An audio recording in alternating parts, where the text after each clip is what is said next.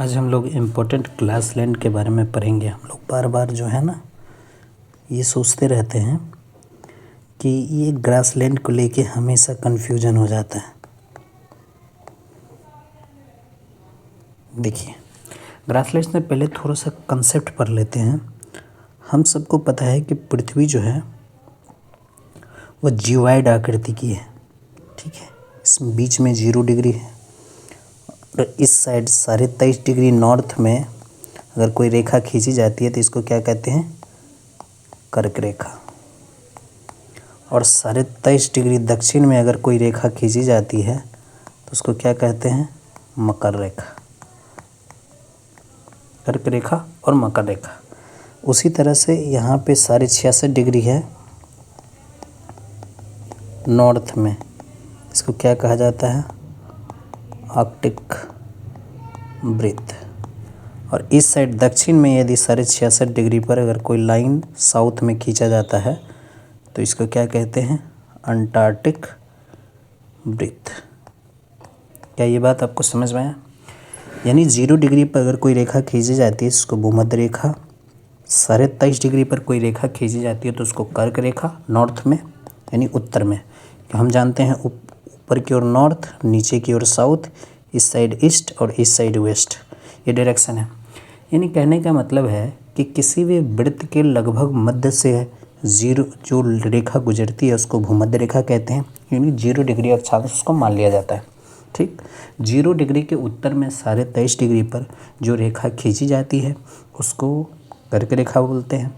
और 0 डिग्री के दक्षिण में जो 23.5 डिग्री अक्षांश पर जो रेखा खींची जाती है उसको मकर रेखा बोलते हैं। उसी तरह 66.5 डिग्री उत्तर में जो खींची जाती है उसको आर्कटिक वृत्त बोलते हैं। और जो साउथ में 66.5 डिग्री पे खींची जाती है उनको अंटार्कटिक वृत्त कहते हैं, ठीक। अब देखिए, हम ये सब जानते हैं कि 23.5 डिग्री नॉर्थ से 23.5 डिग्री साउथ के बीच में, यानी ये जो भी है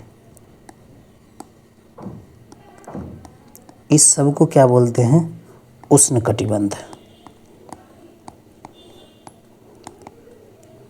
यानी 23.5 डिग्री नॉर्थ से 23.5 डिग्री साउथ के बीच में जो भी क्षेत्र है उस सब को क्या बोलते हैं? उष्णकटिबंध।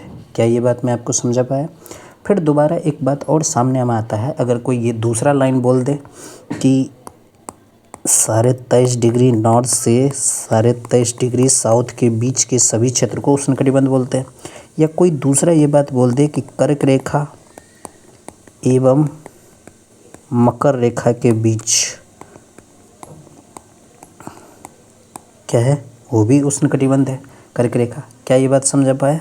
उसी तरह 23.5 डिग्री नॉर्थ से 66.5 डिग्री नॉर्थ, उसी तरह 23.5 डिग्री साउथ से 66.5 डिग्री साउथ के बीच जो रेखा है इसको बोल देते हैं आर्कटिक वृत्त। माफ़ कीजिएगा, ये आर्कटिक वृत्त तो मैंने लिख ही दिया है। ये दोनों को हम क्या कह देते हैं?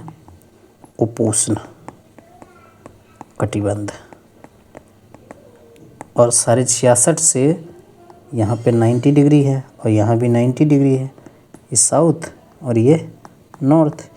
और इन दोनों के बीच जो इलाका है उसको क्या बोलते हैं? 66.5 डिग्री नॉर्थ से 90 डिग्री नॉर्थ,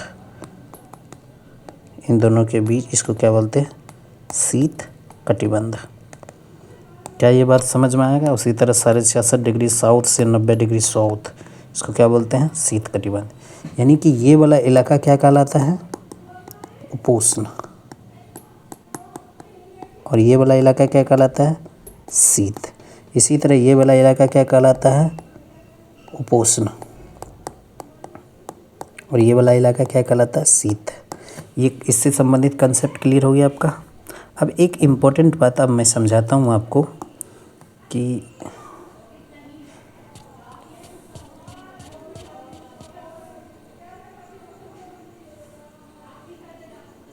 देखिए, वर्ल्ड मैप के माध्यम से अब मैं समझाने का प्रयास करता हूँ। वर्ल्ड मैप के माध्यम से अब इसको समझाता हूँ। वर्ल्ड मैप देखिए, ये 0 डिग्री है, ये 0 डिग्री है, ये कौन से होके गुजरती है, ये सब आपको याद करना है। यही देखिए कैंसर, ये 23.5 डिग्री, ठीक। और ये है 23.5 डिग्री, ये 23.5 डिग्री नॉर्थ, ये है 23.5 डिग्री साउथ। उसी तरह 66.5 डिग्री कहाँ पे है, ये देखिए 66.5 डिग्री, और ये वाला लाइन है 66.5 डिग्री। ये साउथ है, ये नॉर्थ है। क्या ये बात क्लियर है? अब देखिए इसके बीच में जो भी देश है वो सब कहलाएगा उष्णकटिबंधीय देश। उष्णकटिबंधीय देश। क्या ये बात क्लियर है? उष्णकटिबंधीय देश। और इसके मध्य जो भी देश है ये सब कहलाएगा शीतोष्ण या उपोष्ण कटिबंधीय देश। अगर कोई आपसे पूछते ये वेनेजुला कहाँ पर उपस्थित है, तुरंत कहिएगा ये शीत कटिबंध, माफ़ कीजिएगा, उष्ण कटिबंधीय क्षेत्र में है, इसलिए यह क्या है, उष्ण कटिबंधीय देश है। कोई पूछता है यूनाइटेड स्टेट, तो यूनाइटेड स्टेट यूए देखिए कहाँ पे उपस्थित है, इसलिए यह उपोष्ण कटिबंधीय है, और इसके ऊपर जो भी है ये सब शीत है। क्या ये बात मैं समझा पाया? ठीक। कोई भी पूछता है, आप देखेंगे, अब कोई पूछेगा कि ये उरुग्वे कौन सा देश है, तो आप तुरंत बोलिएगा उरुग्वे उपोष्ण कटिबंधीय देश, उपोष्ण कटिबंधीय देश। ये आपको याद करना पड़ेगा कि कौन कौन सा देश, थोड़ा मैप देखना पड़ेगा। जैसे कोई पूछ दे ये नाइजर, तुरंत कहिएगा उष्ण कटिबंधीय देश। ये साउथ सूडान, ये कहाँ पे उपस्थित है, उष्ण कटिबंधीय देश। ठीक। चलिए अब थोड़ा सा घास के बारे में पढ़ लेते हैं।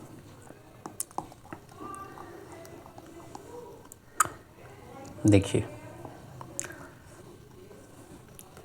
ग्रासलैंड,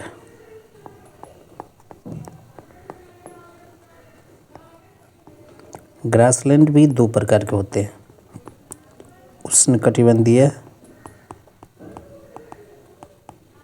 ग्रासलैंड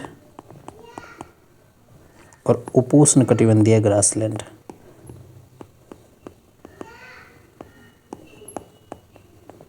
यानी कि जो 23.5 डिग्री नॉर्थ से 23.5 डिग्री साउथ के मध्य अवस्थित है उसको क्या बोलते हैं, क्या ये समझा दिया।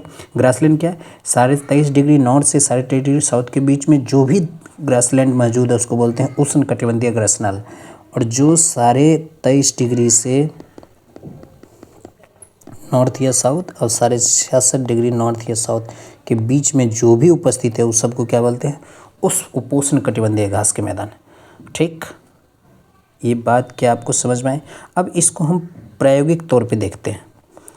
ठीक, यहीं पे देखिए इनके बीच में, इन देशों के बीच में, इन देशों के बीच में देखिए कहीं भी घास का मैदान होगा, कहीं भी, इसलिए उसको क्या बोलेंगे, उष्णकटिबंधीय घास के मैदान।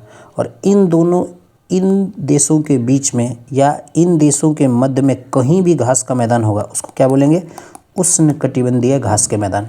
अब इसको प्रयोग के तौर पे साउथ अमेरिका को देखते हैं कि कैसे होगा मैनेज। ठीक, देखिए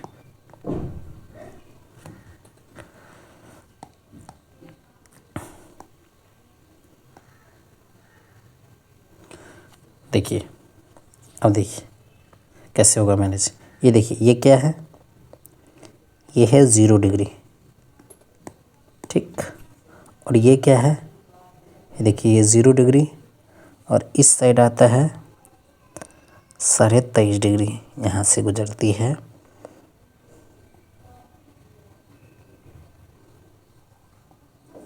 और यहाँ से गुजरती है।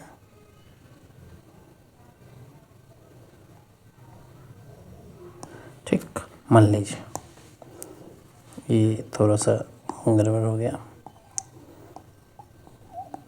ये देखिए यहाँ से और यहाँ से। ठीक, इस वाला इलाका जो है, ये वाला इलाका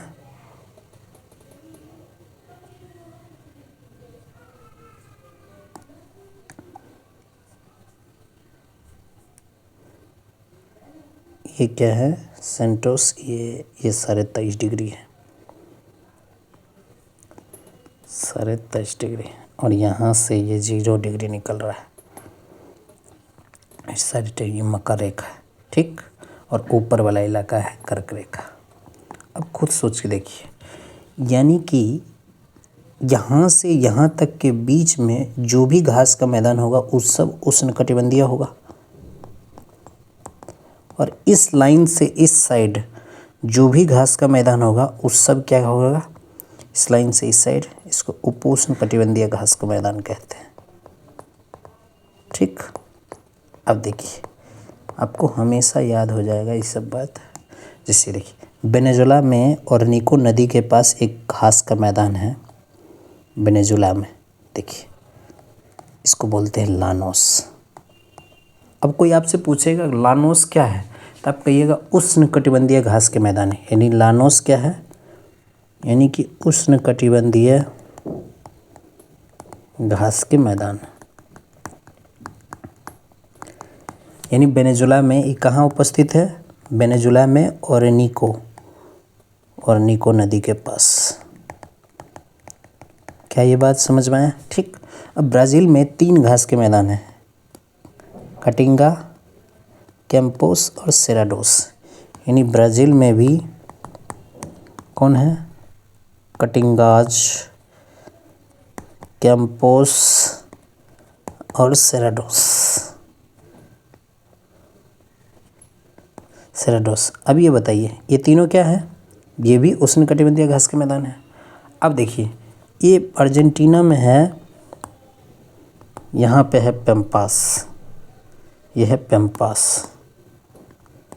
हालांकि ये लोकेशन थोड़ा यहाँ पे है, पेम्पास, ये पेम्पास, ठीक।